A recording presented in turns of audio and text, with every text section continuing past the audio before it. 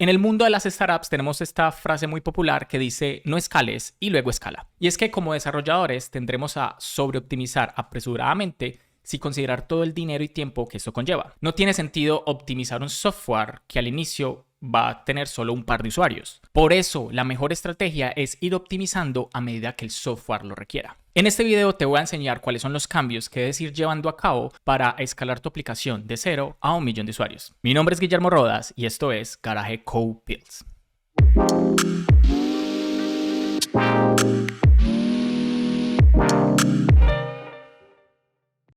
Empecemos por explicar este diagrama inicial, que sería lo mínimo para tener una aplicación web corriendo en la nube. Y la idea es que voy a ir explicando paso a paso los cambios que se deben llevar a cabo para ir optimizándolo e ir generando su capacidad de permitir más usuarios. Una cosa es la arquitectura, el código, que todas esas buenas prácticas deben existir, por supuesto, la separación de concerns, pero en este caso nos vamos a enfocar en la infraestructura, porque hay diferentes maneras de escalar, pero vamos a ir viendo poco a poco en este video de qué se trata. Inicialmente, toda, aplicación web está en un servidor. Y un servidor no es muy diferente del computador que estás usando para ver este video, por ejemplo. Tiene memoria RAM, tiene procesador y todo esto pues tiene un límite. Pero como les decía, lo más importante es hacer que tu aplicación funcione y no preocuparse por cuellos de botella que todavía no existen, porque lo más importante al final es probar que tu producto funciona. Y la verdad es que por mucho tiempo esta arquitectura de monolito que le llamamos, en donde todo está en un solo servidor, funcionaba bastante bien. A lo mejor para empezar realmente es lo único que necesitas. Pero es importante que entendamos unos conceptos. El servidor existe acá, a diferencia de tu computadora, posiblemente no tiene una pantalla y es un servidor corriendo un sistema operativo en Linux, y dependiendo del tipo de hosting o servicio que tengas, a lo mejor es un sistema operativo corriendo en una máquina virtual. Pero esos solo son detalles. Lo importante aquí es que los usuarios, tus usuarios que te pueden consumir a lo mejor desde una aplicación de escritorio o una aplicación mobile, tienen que hacer un request a tu servidor. Esto, pues, para eso se usa lo que son los dominios. Posiblemente si es una página web sería como www.app.dev, y si es una API, porque generalmente las aplicaciones mobile, pues el cliente vive dentro de la misma aplicación. Lo único que tenga que hacer de request sea la API. En ese caso, pues se puede usar una URL diferente. Aquí es importante entender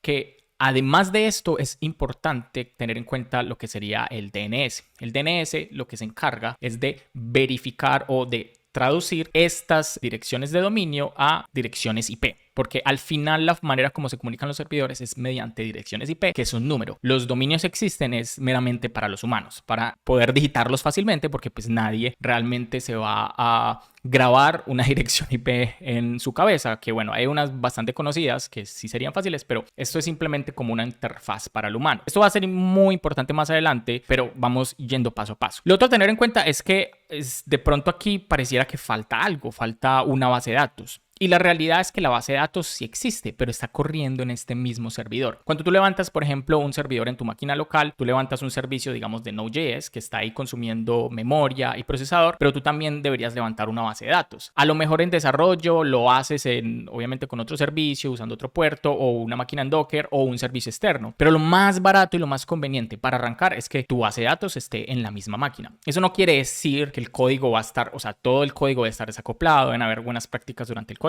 pero físicamente la base de datos está bien que esté en el mismo servidor. Y esto es suficiente para tener tu app corriendo sin problemas. ¿Qué es lo que va a pasar? En el tiempo, a medida que tú vayas adquiriendo más usuarios, generalmente la app no va a cambiar mucho. La app al final pues va a servir como una interfaz para mostrar datos. Lo que va a suceder en el tiempo es que los datos van a empezar a crecer, porque al final los usuarios que consumen nuestras aplicaciones lo que necesitan es poder leer y poder crear datos dependiendo el tipo de aplicación. Pero generalmente aquí es donde empieza a generarse el cuello de botella. Nuestra base de datos va a empezar a crecer, y si la base de datos existe en el mismo servidor, pues esto va a empezar a crear una batalla entre todo el procesamiento y memoria que gasta, o disco duro que gasta la base de datos, versus los procesamientos que suceden de la parte del servidor. Entonces, la primera optimización que nosotros debemos hacer es separar la base de datos. ¿Por qué no lo hacemos antes? Porque me dices, Guillermo, pero no podríamos hacer esto desde el principio.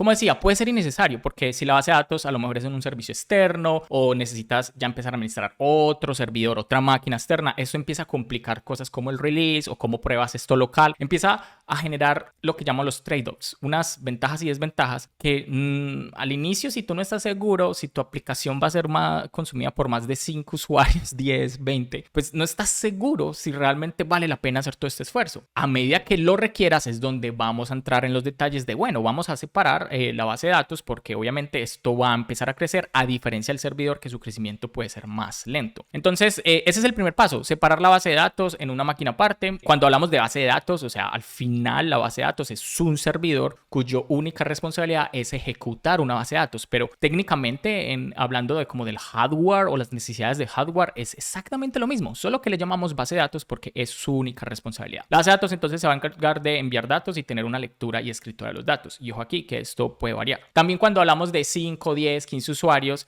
no es lo mismo 40 usuarios que entran durante un día a 40 usuarios que están constantemente escribiendo y leyendo datos durante largos periodos de tiempo. Eso cambia completamente las implicaciones de escalamiento que tu aplicación pueda llegar a necesitar. Y aquí entonces podemos seguir sobreviviendo con esta arquitectura donde ya tenemos controlado este punto donde vamos a requerir como más potencia. Y la pregunta es, ¿queremos escalar vertical o horizontal? El escalamiento vertical, que sería pues representando una línea vertical, quiere decir que esta máquina la vamos a empezar a crecer. Yo les decía, un servidor no es muy diferente a la máquina a la que te conectas viendo este video. Nosotros, si la base de datos empieza a crecer, lo que podemos hacer es incrementar esta base de datos, empezar a incrementar, agregarle más disco, agregarle más memoria. El problema es que eso muchas veces no se puede hacer en caliente, es decir, no puedo llegar yo simplemente como apretar un botón y va a tener más disco. Normalmente lo que es crecer disco requiere que la máquina esté apagada. Entonces ahí es donde entran las llamadas ventanas de mantenimiento. No sé si les ha pasado que les ha llegado un email diciéndole como, hey, la aplicación no va a estar disponible este sábado de tal y tal hora porque vamos a hacer un mantenimiento. Muy posiblemente esté relacionado a un escalamiento vertical. A veces, y dependiendo del servicio, es muy fácil aumentar procesador y memoria RAM, porque el procesador y la memoria RAM realmente es como asignarte un poco más de el gran procesador o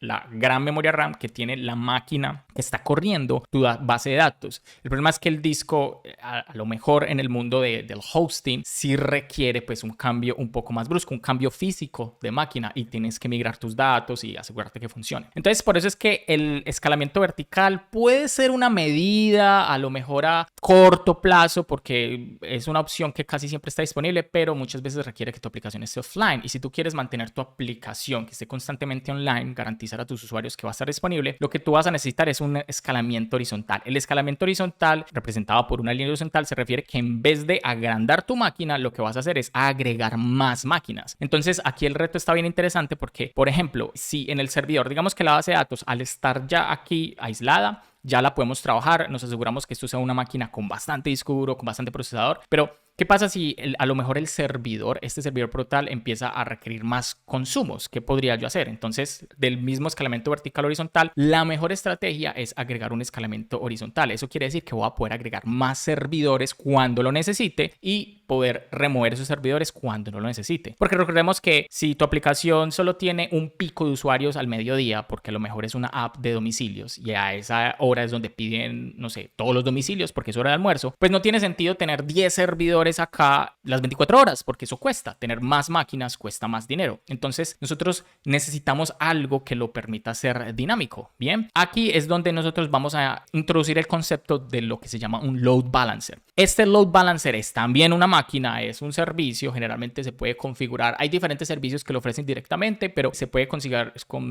con cualquier proxy, reverse proxy, como podría ser Nginx o un Apache. Y básicamente lo que va a suceder es lo siguiente. Ahora cuando nuestros usuarios intenten conectar, no se van a conectar realmente al servidor, se van a conectar pues obviamente a una IP pública que está mapeada al dominio, van a darle a este dominio, pero esto es una IP pública y aquí es donde el DNS empieza a jugar un papel fundamental porque esto tiene que ser lo suficientemente dinámico para cualquier cambio o introducción de nuevos servicios que queramos tener. Pero lo que va a suceder es que el load balancer va a decidir que los usuarios vayan a una máquina u otro servidor. Es decir, el load balancer se va, en español sería un balanceador de cargas. Él no solo se va a encargar de permitirnos agregar múltiples máquinas acá, sino que también va a decidir, bueno, cuando a lo mejor aquí haya muchos usuarios, a lo mejor voy a empezar a enviar usuarios acá. Porque eso es lo otro que puede pasar. Bien, que a lo mejor aquí ya hay con 20 usuarios esta máquina ya está al tope, entonces yo necesito empezar a agregar. Pero aquí empiezan a haber diferentes retos y hay diferentes estrategias para esto que no vamos a entrar en detalles, pero ¿qué pasaría si aquí hay 20 usuarios y entonces luego empiezo a agregar usuarios de acá, pero de repente aquí ya se van 10 usuarios? Aquí todavía tengo espacio para agregar más usuarios. Entonces el load balancer tiene que saber cómo balancear esas cargas. Y lo interesante acá es que ya la comunicación sucede en IPs privadas, es decir, no son IPs públicas. Por eso es muy importante y esto es relevante porque ya la IP pública maneja una conexión más cercana. Cuando nosotros hablamos de IP públicas, muy posiblemente quiere decir que los servidores están en zonas diferentes o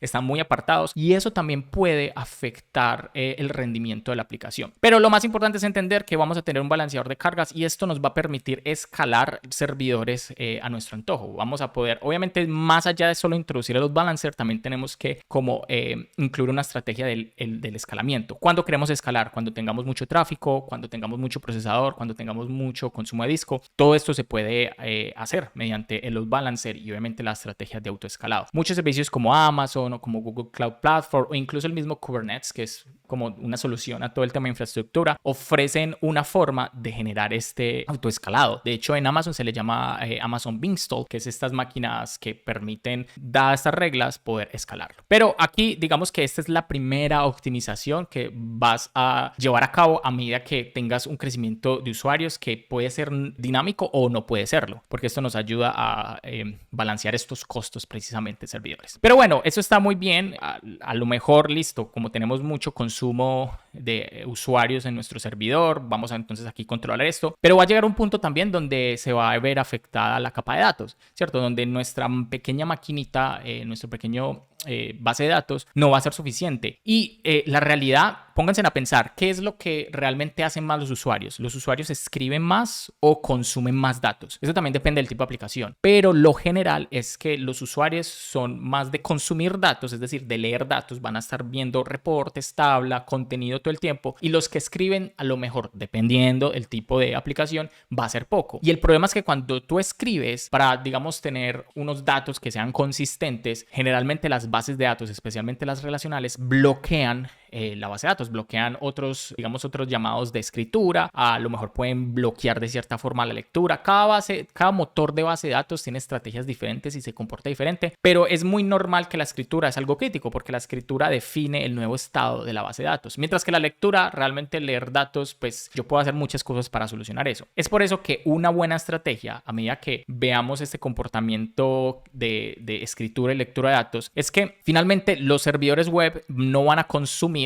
¿cierto?, una sola base de datos, sino que van a consumir réplicas. Y aquí está esta estrategia de generar la replicación de datos. Esto ayuda a tener mejor rendimiento, ayuda a que nuestros servidores pues están más disponibles, porque si se cae un servidor pues yo tengo otras réplicas de las cuales leer, y en general pues sí, podemos confiar más en que nuestros datos van a estar ahí. ¿Cómo funciona la réplica de base de datos? Bueno, va a existir una base de datos primaria, que es donde sucede toda la escritura, es decir, cuando nuestros usuarios necesitan escribir algo, los servidores web van a escribir directamente en esa base de datos. Y hay un proceso en el que todos esos datos se van a replicar en otras bases de datos que son exclusivas para lecturas. Cuando vaya a leer, voy a leer de estas réplicas. De esa forma, la lectura que sucede más va a estar ocurriendo en bases de datos completamente aparte. Entonces vamos a tener más posibilidad, digámosle, más ancho de banda para leer que para escribir, que es lo que sucede menos a menudo. De hecho, hubo una práctica hace mucho tiempo, porque si nos ponemos a pensar, las bases de datos relacionales son muy buenas para escribir, pero las bases de datos no solo relacionales, las no SQL, son muy buenas para leer. Entonces también es muy normal hacer una réplica no a un sistema de base de datos similar, sino a otro sistema de base de datos. A lo mejor Mongo, ¿cierto? Postgres puede ser muy bueno para escribir, pero Mongo es muy bueno para leer los datos, y aquí también puede haber una transformación. El mundo de las bases de datos es increíble, es grande, se pueden aplicar muchas estrategias, pero lo importante es entender que hoy por hoy, y a medida que tu aplicación lo vaya necesitando, casarse con un solo tipo de base de datos no es realmente óptimo o no es estratégico. Está bien usar diferentes bases de datos, lo que ya llamaríamos como una poly database, como una base de datos de muchos tipos. Entonces esa es una estrategia que es muy bueno ir ingresando a medida que ya nos demos cuenta, bueno, ya separamos nuestra capa de datos, ya tenemos un escalamiento de servidores, pero el tema de la lectura de datos empieza a volver un cuello de botella. Bueno, agreguemos esta replicación de datos. Ahí luego ya, ¿qué es lo que, bueno, lo que empieza a suceder? Que nosotros ya tendríamos pues como este modelo acá, en donde si se fijan, vamos aquí a ir viendo cómo vamos integrando estas pequeñas mejoras. Entonces aquí viene lo mismo, tenemos el load balancer y este todo sería nuestro web tier, es decir, aquí nos vamos a escalar lo que sería los diferentes servidores, y luego estos servidores pues si van a escribir en la base de datos primaria, pero si van a leer, ¿cierto? Van a leer en la réplica, y como sabemos pues aquí podemos tener tantas réplicas consideremos necesarios. Siempre es bueno tener un número obviamente mayor a 1, es decir, de 2 a 3, porque así también podemos confiar en que, bueno, ¿qué pasa si se daña una réplica? Podemos tener réplicas en otras zonas, pero vamos a hablar un poquito de esto más adelante. ¿Qué es lo que seguiría? Bueno, la realidad es que si bien esto está muy bueno para empezar a optimizar ya cuando tenemos un buen tráfico de usuarios, la verdad es que de las cosas que más cuesta es precisamente leer las bases de datos. Porque, ¿qué pasa si a lo mejor los usuarios están accediendo a un mismo reporte? Yo cada vez estoy ingresando a ese reporte y estoy teniéndome que conectar a un servidor que tiene una base de datos, consumir procesamiento, consumir memoria RAM mientras se transfieren esos datos. Y la verdad es que hay algo muy mágico. Y ojo, esto no lo hemos hecho antes porque generalmente esto tiene un arma de doble filo. Y sí, les estoy hablando del caché. El caché es muy bueno, pero la invalidación del caché a veces trae muchos problemas. Conozco muchos casos en donde el mal manejo del caché puede traer problemas bastante grandes y puede crear confusiones, incluso pensar que, bueno, hay problemas de seguridad o puedes revelar datos que a lo mejor ahí no debían ir. Entonces hay que tener mucho cuidado cuando implementas el caché. Yo creo que es mejor no implementar caché que implementar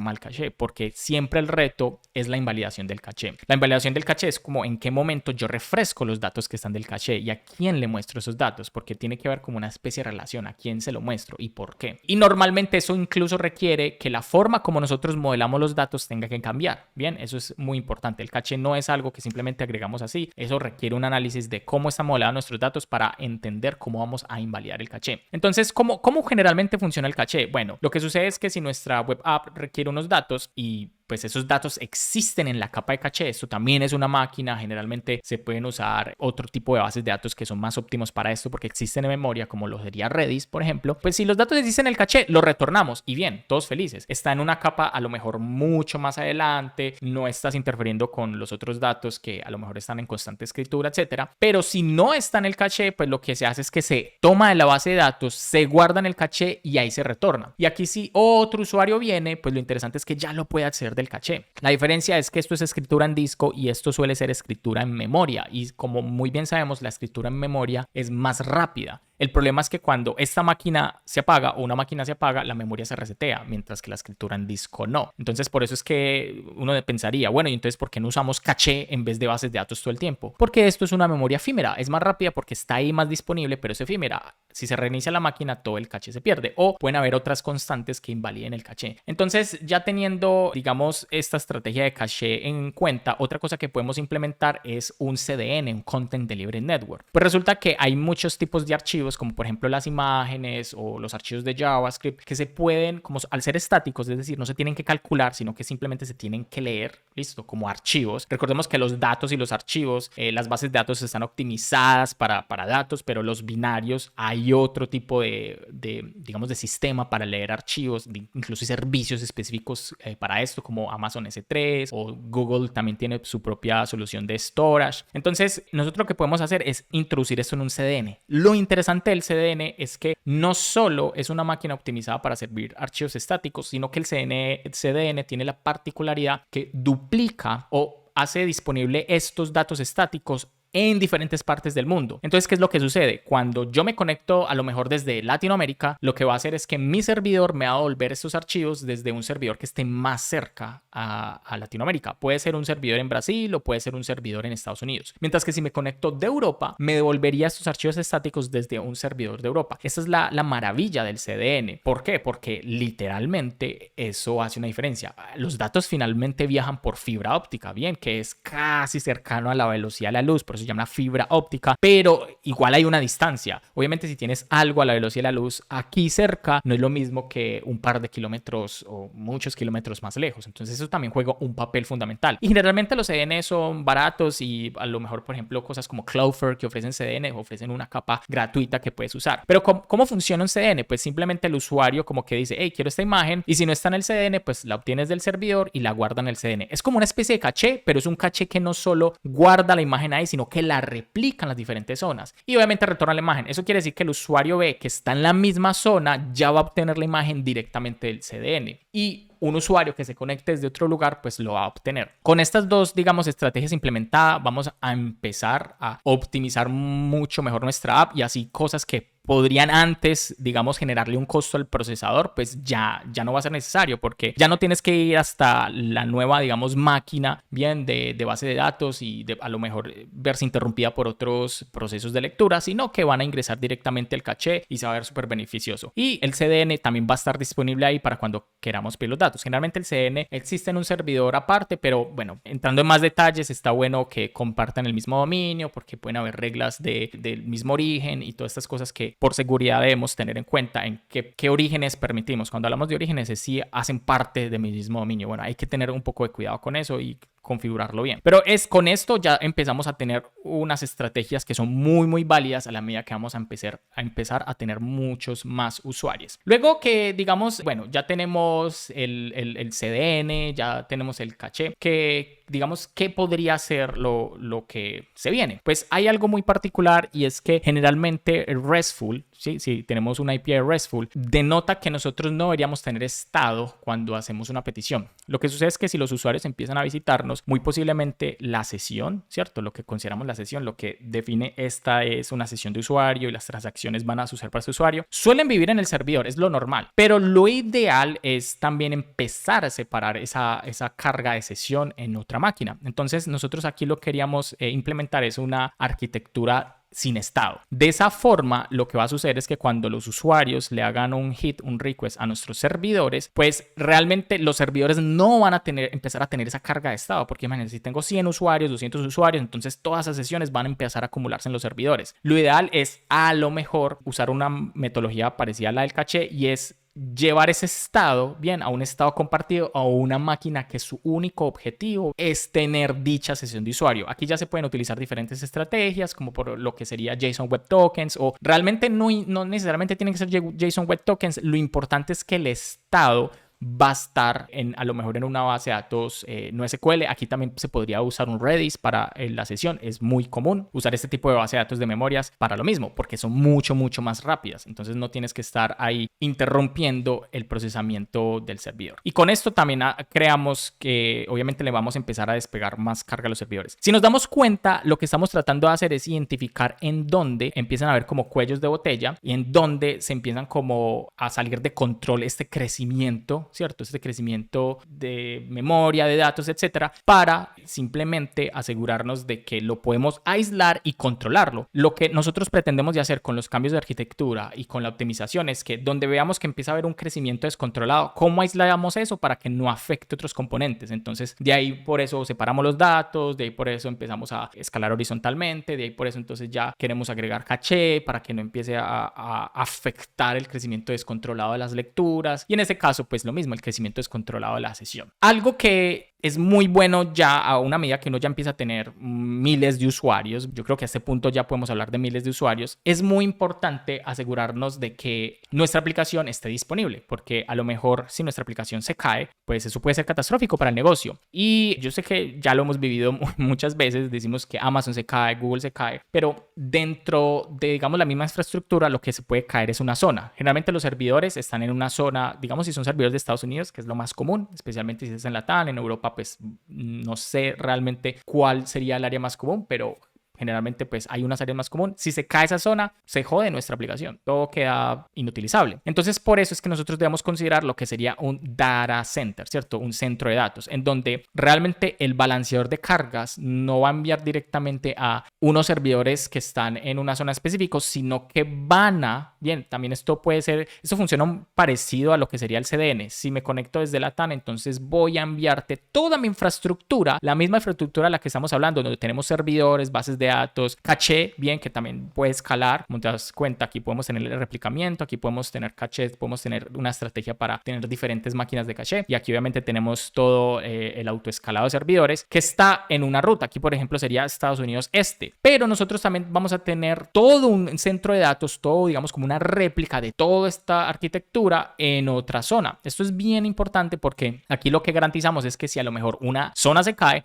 la otra va a estar disponible. Bien, y nosotros, basado en el usuario, pues vamos a darle acceso de una a la otra. Fíjate que acá esto, lo que hablamos, o sea, ¿para qué hacer esto desde el principio para un poco de usuarios? Porque esto ya conlleva unos costos que uno piensa, realmente tener una app para unos miles de usuarios no es nada barato, ya empieza a consumir, ¿cierto? Y a requerir una arquitectura que esto cuesta dinero y tiempo. Y como podemos ver, obviamente, para evitar que, a ver si se va... Algo que suele suceder con los balanceadores de carga en general es que ¿qué pasa si yo estaba acá, me fui a comer, volví y por alguna razón esta zona desapareció? O incluso en el ejemplo más temprano en donde solo teníamos servidores, ¿qué pasa si el servidor desaparece porque ya no necesitamos tantos servidores? ¿Qué pasa con mi sesión? Bueno, hay diferentes estrategias para eso, como sería algo llamado sticky session, etcétera, pero aquí realmente esto se soluciona manejando el estado bien aquí en lo que hablamos, una base de datos no SQL que está compartida. Entonces no importa dónde estaba el usuario, nuestra sesión siempre la vamos a poder acceder de acá. Cuando el usuario vuelve y se conecte, independientemente de que estuvo acá o estuvo acá, por eso está tan bueno separar la sesión, ya simplemente los servidores preguntan por ella en otra, ¿cierto? En otro estado compartido. Entonces, ya teniendo este concepto de,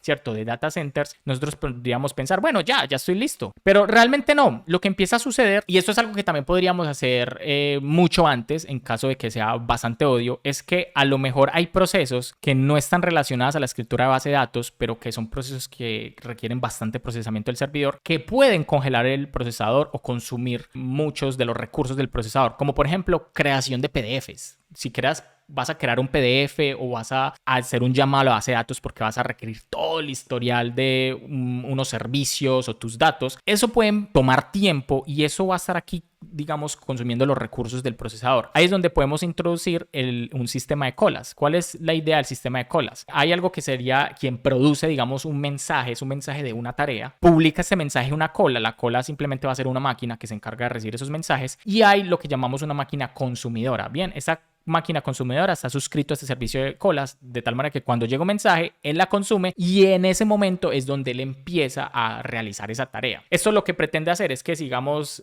no sé, tenemos 500 usuarios que están ahí trabajando sin problema y luego otros 500 usuarios deciden crear PDFs porque en este caso van a crear unos reportes de todo el año y que van a ser consumidos. ¿Qué tip? Si el reporte es el mismo para los otros 499 usuarios, pues lo creas una vez y ya los otros lo podrían recibir desde un caché. Está bueno. El caché se puede implementar en diferentes capas. Pues, ¿qué va a suceder? En vez de coger estos servidores y empezar a crear este procesamiento de PDFs y embotellarlo, lo que nosotros podemos hacer es como, listo, eso es una tarea que va a tomar un tiempo y se la enviamos aquí a la cola. Y luego alguien la va a consumir y la va a hacer asíncronamente y te vamos a avisar cuando esté. Han visto que muchas veces cuando ustedes van a requerir sus datos o su historial o un reporte que es muy pesado, generalmente en las aplicaciones modernas nos dicen, te vamos a enviar un correo cuando esté listo. Es porque exactamente eso es lo que sucede. Es un sistema de colas que dice, pues yo no voy aquí a topar mis servidores con un montón de procesamiento, lo que hago es que voy a generar esto en una máquina específica que puede ser incluso temporal y cuando esté lista te aviso. Entonces ahí es donde introducimos este sistema de colas. Lo otro que nosotros podemos introducir es el escalamiento de generalmente la base de datos. Y aquí sucede lo mismo que hablábamos antes. Puede haber un escalamiento vertical que desafortunadamente no es como tan rápido o como tan obvio porque a lo mejor necesitas parar la máquina en donde puedes subir la CPU, la RAM, el disco, etcétera. O un escalamiento horizontal que lo que hace es simplemente introducir más máquinas. El tema con los datos es que puede ser bastante tricky escalarlo. Entonces aquí lo que podemos utilizar, una de las tantas estrategias es hacer el database sharding. El database sharding lo que propone es que en vez de tener una mega base de datos con todos los datos, vamos mejor a tener múltiples bases de datos y los datos van a estar repartidos en esas pequeñas bases de datos. Eso quiere decir que nosotros necesitamos una función que nos defina, dependiendo, puede ser en este caso, el ID del usuario, va a decidir en qué base de datos va a almacenar. A lo que veo es que si tengo ya en este caso, supongamos 100.000 usuarios, no voy a tener una sola base de datos con todos los datos de los 100.000 usuarios, sino que a lo mejor voy a tener 4 bases de datos en donde cada base de datos va a almacenar máximo 25.000 usuarios, datos de 25.000 usuarios. Entonces, obviamente, esta estrategia es como los datos los voy a dividir. Pero aquí es muy importante varias cosas. Primero, que obviamente el algoritmo que utilicemos, eso se llama como un algoritmo de hashing, sea lo suficientemente bueno, que no... A ver, que sea lo suficientemente único, que sea lo suficientemente... que no genere pues como problemas de que a lo mejor otro usuario con un ID diferente genere el mismo resultado. O sea, que siempre tiene que ser determinístico. Es decir, que no importa el qué, siempre envíe los datos a esa base de datos seleccionada. Porque si no, imagínate, si yo empecé a guardar las bases de datos aquí en la número 3 y el día de mañana, por alguna razón, mi algoritmo hashing no es lo suficientemente bueno, pues me va a empezar a guardar los datos en la base de datos 1 y cuando vaya a acceder a ellos, yo no sé si voy a acceder al 3 o voy a acceder al 1. Por eso tiene que ser bien determinístico. Es decir, que por más que yo lo ejecute una y otra vez, siempre tiene que llegar a la misma base de datos. Eso es una muy buena estrategia, pero también puede pasar el llamado problema de la celebridad. Hay usuarios que desafortunadamente generan muchos más datos que otros. Una celebridad a lo mejor puede tener muchos seguidores o puede, no sé, crear mucho contenido. Entonces ahí lo que se suele hacer es crear otras estrategias o empezar a hacer como un sharding para usuarios específicos. O sea, van a haber usuarios que van a tener su propia base de datos porque son celebridades. Cuando se trata de escalar datos, depende mucho de la arquitectura y muchas veces son arquitecturas combinadas, como que hay una solución para ciertos usuarios y para otros ciertos usuarios, porque no hay una solución única que resuelva todos los problemas. Entonces aquí hay que tener mucho cuidado. Y ya para ir terminando, algo que es muy importante es tener, por supuesto, otras estrategias para que todo esto funcione. Es muy importante tener login, es muy importante tener como, vamos a abrir acá, tener métricas que empiecen a validar lo que sería la lógica del negocio, tener un monitoreo, es decir, que nos genere alarmas cuando se caiga un servicio, no, para poder actuar rápido, y un montón de automatización, porque como nos damos cuenta, el hecho de que tengamos que incrementar servidores o decrementar servidores, pues eso a mano va a ser bastante difícil. Nosotros tenemos que tener unas reglas de automatización que nos ayuden a solventar todos los posibles problemas que este escalamiento va a generar. Si nos damos cuenta, ya tenemos diferentes puntos. Entonces nosotros tenemos que asegurar que si falla algo, nuestra aplicación siga sobreviviendo. Eso es lo que se llama como un single point of failure. Es decir, no podemos tener un solo punto en donde por eso nuestra aplicación falle. La idea es que ese single point of failure sea el mínimo. Si se cae una base de datos, pues tenemos réplicas. Si se cae un servidor, pues ya tenemos más servidores allí. Si es un proceso pesado, pues ya tenemos un sistema de colas que puede ir leyendo los mensajes, etcétera, etcétera. Si nosotros tuviéramos en cuenta todo esto que hemos aprendido, más o menos nuestra aplicación se vería así, que realmente si se dan cuenta, pues no es tan complicado de explicar. Aquí tenemos nuestro usuario que va a leer datos estáticos desde un CDN, va a tener un balanceador de cargas que va a estar geo-route, es decir, va a dar un enrutamiento geográficamente y dado ese enrutamiento geográficamente nos va a cargar un centro de datos en el que vamos a tener web servers que van a escalar a medida que vayan a haber más usuarios. Dicha sesión de los usuarios va a estar compartida en una base de datos no relacional que posiblemente funciona en memoria para acceder rápido, para que le quitemos esa carga de sesión a los servidores. Va a leer los datos desde las bases de datos, específicamente si es lectura van a haber bases de datos de lectura que van a ser más rápidas y en caso de que los datos vuelvan a ser accedidos, tenemos toda una capa de caché para que no tener que ir a escribir en disco o leer de disco, sino directamente en memoria, que es mucho más rápido. Y todas las tareas pesadas van a ser enviadas a una cola en la que unos workers, ¿cierto? Unos consumidores van a encargarse de leer esos mensajes y operar esta tarea pesada. Esto es así como más o menos se vería una arquitectura lo suficientemente robusta para poder soportar hasta 1 millón de usuarios. Espero que te haya gustado en este video y si tiene alguna duda déjala en los comentarios. Recuerda darle like y suscríbete para que no te pierdas ninguno de mis futuros videos. Mi nombre es Guillermo Rodas. Hasta luego.